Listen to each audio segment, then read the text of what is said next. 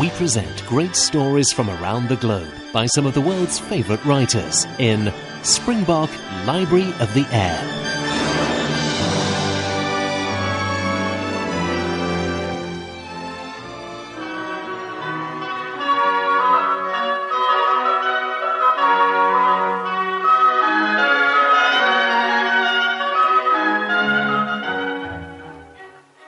The whole circle of travellers may be reduced to the following heads: idle travellers, inquisitive travellers, lying travellers, proud travellers, vain travellers, splenetic travellers.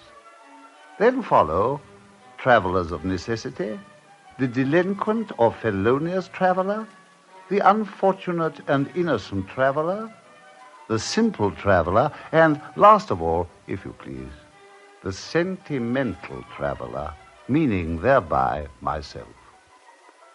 And the reason for my sentimental journey through France? It all happened very simply. Disgraceful, Mr. Yorick. I repeat, disgraceful, sir. Yes, my lord, I am of your opinion. Absolutely no flair for these things, the English. No sensibility, my lord. They order this matter better in France. You have been in France? Well, my lord, no, You mean, sir, you have not been in France? No, my lord, but... Then, sir, I have nothing further to say.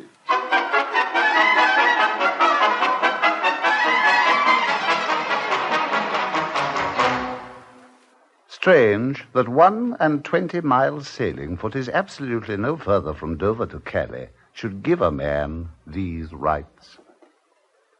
I decided to look into them, and went straight back to my lodgings, put up half a dozen shirts and a black pair of breeches, took a place on the Dover stage, and the packet sailing at 9 the next morning, by 3 I'd got sat down to my dinner upon a fricasseed chicken, sentimentally but unequivocally in France.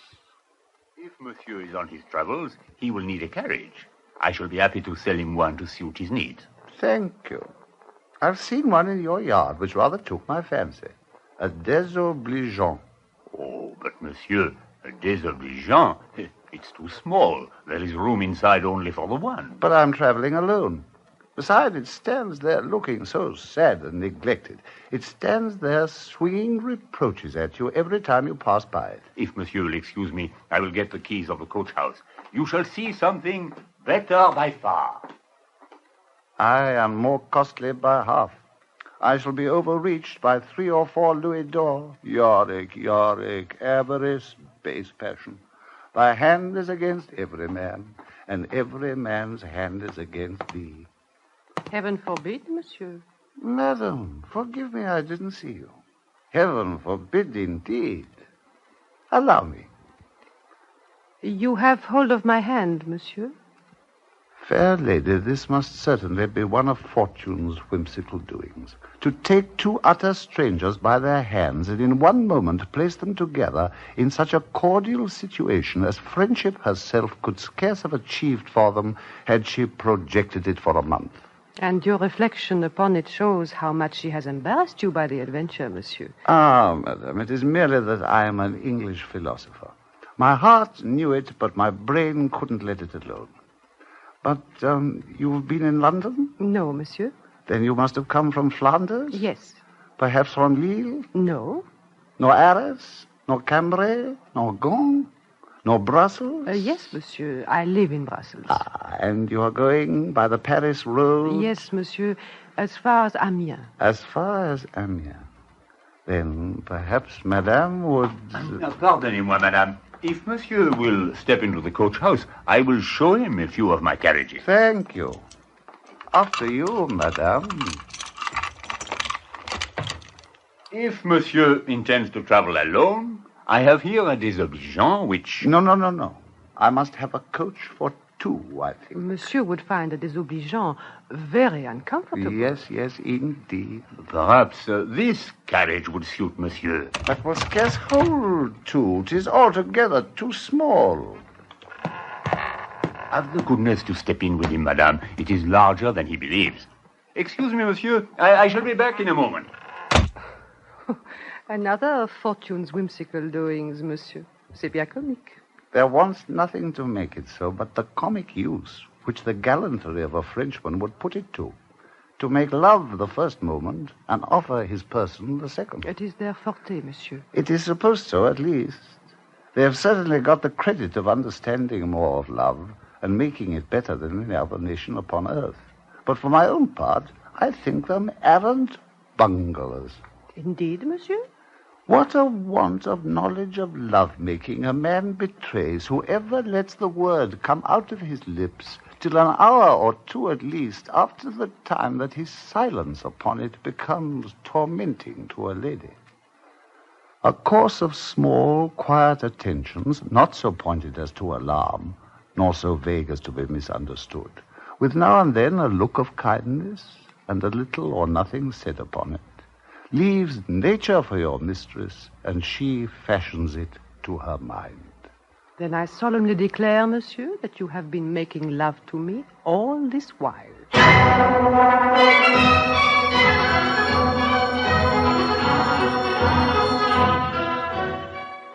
I never finished a 10-guinea bargain so expeditiously in my life as I did in buying the carriage. And what a large volume of adventures may be grasped within this little span of life by him who interests his heart in everything that time and chance hold out to him as he journeyeth on his way. Indeed, I lost my portmanteau from behind the carriage, twice got out in the rain, and once up to my knees in dirt, to help the postilion tie it on before I got to Montreuil. But surely monsieur needs a servant. There is a clever young fellow here who would be very proud of the honor to serve an Englishman. Well, let him come in then, by all means. Lafleur! Lafleur! This is the English gentleman who needs a servant. If monsieur would only give me the chance to prove myself. Well, you suit me very well, Lafleur, I'm sure. I suppose I should inquire what you can do, but I shall find out your talents as I want them. Besides, a Frenchman can do everything. You can shave and dress a wig a little. Oh, monsieur, I have all the disposition in the world. It's enough for heaven, Lafleur. It ought to be enough for me.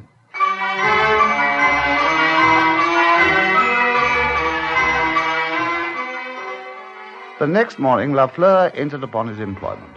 I delivered to him the key of my portmanteau, bid him fasten all upon the carriage, get the horses put to, and he cantered away down the road before me as happy and as perpendicular on his post-horse as a prince.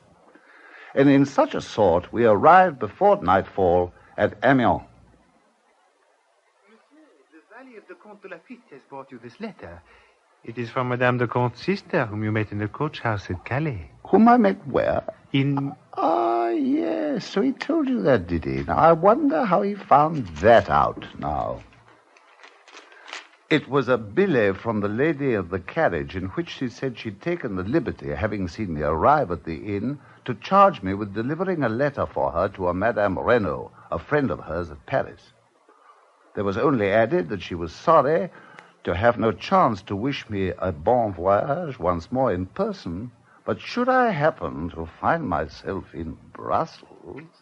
If monsieur will pardon the liberty... Well, Lafleur, what is it? I told the valet of Monsieur le Comte that you would want him to carry a reply to Madame. Oh, but of course I'll write it immediately. Here, pen, ink, and paper, monsieur. Thank you. Now, let me see.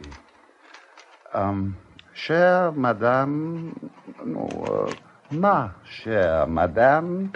I am, no. 1,000 apologies for the liberty, monsieur, but I have a letter in my pocket written by the drummer in our regiment to a corporal's wife. You have...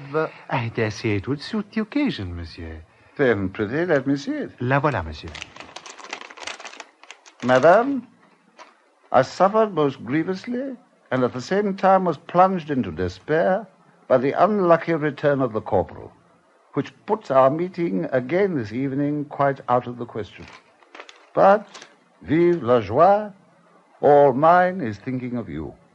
Love is nothing without sentiment, and sentiment is still less without love. Let us not despair. Monsieur le Corporal mounts guard on Wednesday, and then it will be my turn. Chanceux et son tour. Till then, vive l'amour et vive la bagatelle. I am, madam, with the most respectful and tender sentiments, yours alone, Jacques Roch. Monsieur thinks that the letter will serve? Why not? 'Tis but changing the corporal into a count, saying nothing about mounting guard next Wednesday, and the letter will be neither right nor wrong. Let me take the cream gently off it, whip it up in my own way, seal it up, and send you off with it, and tomorrow be on our way to Paris.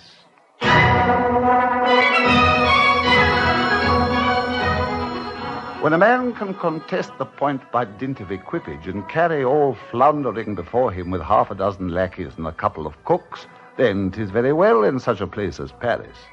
He may drive in at which end of the street he will. But if a poor prince is weak in cavalry, and whose whole infantry does not exceed a single man, he had better quit the field.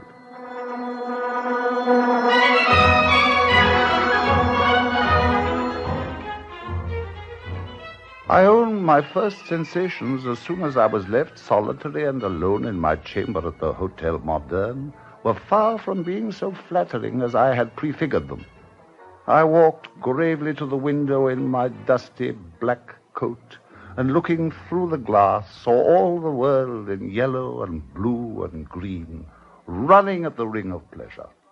Alas, poor Yorick, cried I, what art thou doing here? Come in. Monsieur has been inquired after by the lieutenant police. The deuce take it, and I know the reason. I'll be bound. He spoke about you with the innkeeper, monsieur. It was your passport that he required, Monsieur Yorick. I told him I would ask you for it. Monsieur has a passport, of course. A passport? Not I, faith. I left London in such a hurry it never entered my mind that we were at war with France until I was at Dover. The Comte de Liege offered me a place in his packet, and so I embarked, and I never thought more of the matter. Monsieur has no passport. Oh, then he has perhaps friends in Paris who can procure him one? Not that I know of. But, Monsieur Yorick, you will be sent to the Bastille. Or the Châtelet, at least. Ah, pooh, the King of France is a good-natured soul. He'll hurt nobody. Cela n'impose pas. You will certainly be sent to the Bastille tomorrow morning. I'm sorry, my dear sir, but I won't hear of it. But, monsieur, if you have no passport... I'm sorry, the Bastille is quite out of the question. But, monsieur, how can you say such a thing? You know perfectly well I've taken lodgings for a month, and I'll not quit them for all the kings of France in the world. Oh, pardi. These English men are the most extraordinary people in the world.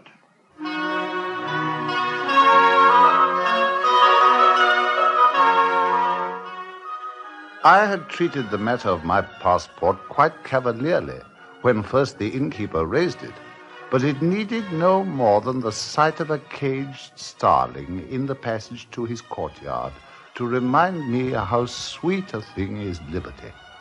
I can't get out, said the starling, and mechanical as the notes were, yet so true in tone were they chanted, and so apt their comment, that in one moment they overthrew all my disregard of the Bastille. I'll go directly, said I to myself, to the Comte de Brissac. How the Count's name occurred to me is a story in itself. I had heard it that very morning in a bookseller's shop where I'd inquired for a set of Shakespeare's works. Bonjour, monsieur. Good day, monsieur. I should like to buy a set of the works of Shakespeare. Monsieur. But I have not a set of the divine Shakespeare in all the world. Comment? Well, there's a set here on your counter. Oh, monsieur, they are not mine. They were sent me only to get bound, and I am to send them back to Versailles in the morning, to the Comte de Brissac. Does the Comte read Shakespeare, then? Ah, monsieur, c'est un esprit, for he loves English books.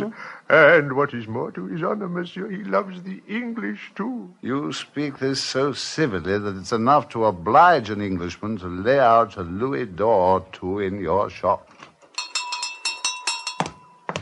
Have you The Wanderings of the Heart, monsieur. The Wanderings of the Heart. Oh, certainly, mademoiselle. In 2 volumes for 3 livres. Thank you, monsieur. Good day. Good day, mademoiselle. Good day, monsieur.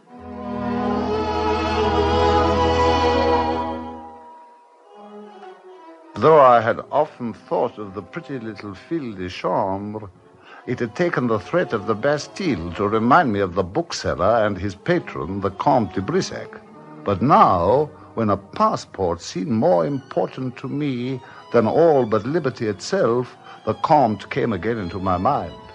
And on the following day, with Lafleur to escort me, I made the journey to Versailles. And with more than a few misgivings, I presented myself to the Comte de Brissac. And to what am I indebted for this pleasure, monsieur? Monsieur le Comte, I've come to you with none to present me, because I knew that I should meet with a friend of yours in your presence who would do it for me. A friend? Here, monsieur? He is at your elbow now, Monsieur le Comte. It is my countryman, Shakespeare. Ah, Shakespeare. But of course. Please sit down, monsieur. What can I do for you? In a word, Monsieur le Comte, I've come to France in such a hurry, I've forgot my passport. I'm told that I must apply to a friend of some standing in Paris, and I've no such friend. Unless I can find somebody to vouch for me, I shall be sent to the Bastille. But as I happen to hear that you were an admirer of our English genius... C'est bien dit. Well, your passport. Shakespeare is full of good things. He forgot only the punctilio of telling me your name. My name is in Shakespeare, and if you'll pardon me, I'll show it to you. Lear, Macbeth, Hamlet. Aha! Here it is. Monsieur le Comte, me voici. Yorick? You are Yorick, monsieur? I embrace you. Then I will write out your passport for you at once. To the lieutenant governors, mayors of the city, generals of the army... This is to bid you grant free passage to Monsieur Yorick, the King of England's jester, and his baggage. Excuse me, Monsieur le Comte, but I'm not the King of England's jester, not even the King of Denmark's. But you are Yorick, monsieur? Yes, my name is Yorick. And you make jests, monsieur? Yes, Monsieur le Comte, I make jests. But I'm not paid for it. Tant pis pour monsieur, so much the worse. But monsieur will get along just as well with this passport as any other. Goodbye, monsieur, and a pleasant journey.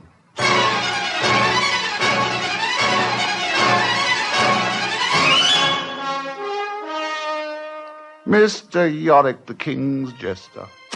I own the triumph of obtaining a passport was not a little tarnished by the figure I cut in it. But there is nothing unmixed in this world, and while we can still afford to smile at ourselves, we shan't go far to the bad. Indeed, the courtesy of the Comte, no less than the good humor with which he had bestowed it, placed me once more in the debt of his country, which knows so well how to scatter the largesse of its genteel sentiments. And I will freely own that nothing puts me in debt to a kindness more than the free and sensible manner of its conferring. Hail, ye small courtesies of life, for smooth do ye make the road of it. Like grace and beauty, which beget inclinations to love at first sight, 'tis ye who open the door and let the stranger in. Good day, monsieur. Good day, madame. Would you have the goodness to tell me the way to the Hotel Moderne? I seem to have lost my way. But of course, monsieur, most willingly. I had given a cast with my eye into half a dozen shops as I came along the street in search of a face not likely to be disordered by such an interruption, till at last, this one hitting my fancy, I had walked in.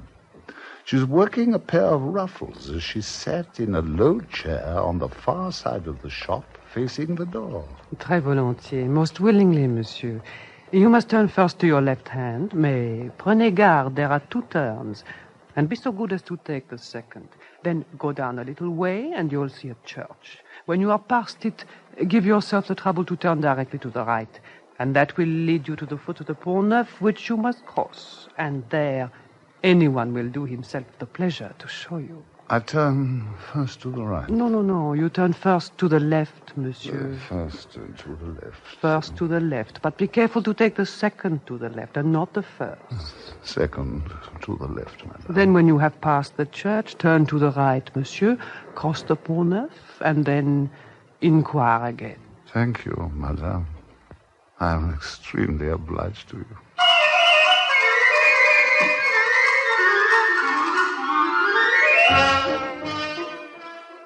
I will not suppose it was the woman's beauty, notwithstanding that she was the handsomest grisette I think I ever saw. But I'd not gone 10 paces from her door before I found I'd forgot every tittle of what she had said. So looking back and seeing her still standing in the door of the shop as if to look whether I went right or not, I turned back to ask her the way once more. Oh, is it possible? It is very possible, madame, when a man is thinking more of a woman than of her good advice. Wait, monsieur.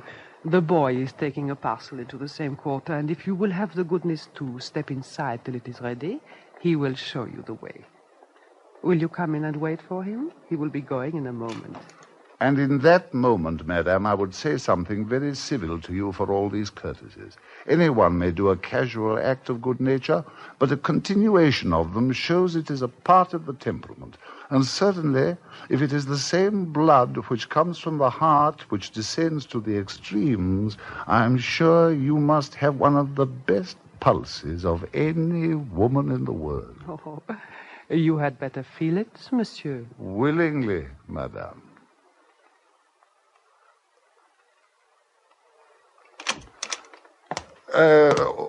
Pardonnez-moi. There is nobody but my husband, monsieur. And monsieur is so good as to give himself the trouble of feeling my pulse, Jacques. Oh, monsieur does me too much honor. Monsieur will be so good as to excuse me. Good day, monsieur. Good day, monsieur. Dear me, I've been quite put out of my reckonings. And how does my pulse beat, monsieur? With all the benignity, madame, that I expected. Monsieur is very kind. The parcel is ready, madame. Madame Roland's gloves. Oh, apropos, madame, I need a couple of pair myself. Oh, certainly, monsieur. May I measure monsieur's hand? Oh, please do, madame. Monsieur has a very small hand. If he will do me the goodness to try this pair. Yes? Oh, no, they are too large for monsieur. Allow me to help, monsieur. Perhaps then this pair would fit him better. If monsieur would be so kind. No, they are too big as well. I must apologize for causing madame so much trouble. Oh, but it is no trouble at all, monsieur. I am desolated that I have nothing which is quite right for monsieur. Monsieur has a very small hand. Madame is right. Shall I take the parcel to Madame Roland, madame? Wait a moment, Pierre. I wish you to show this gentleman the way. Yes, madame. Well, madame, it's no matter. This couple of pair will suit me very well, I think. If monsieur is really sure, that will be 5 livres, monsieur. 5 livres, But madame? monsieur, do you think that I could ask a sou too much of a stranger? And a stranger whose politeness alone has done me the honor to lay himself at my mercy. Does monsieur believe me capable of that? Faith, no, not I, madame. And if you were, you are heartily welcome.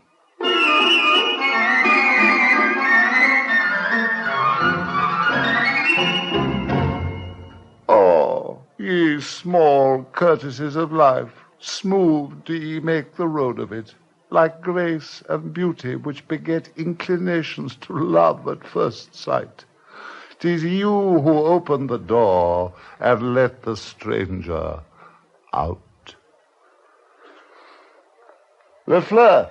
Yes, monsieur? Pack my bags and saddle the horses at once, Lefleur. We are leaving Paris, monsieur? Aye, Lefleur, we are leaving Paris while we can do so in good order.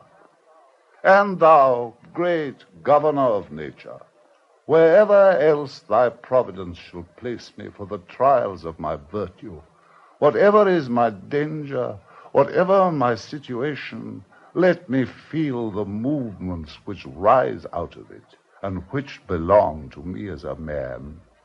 And if thou govern them as a good one, I will trust the issues to thy justice, for thou hast made us, and not we ourselves.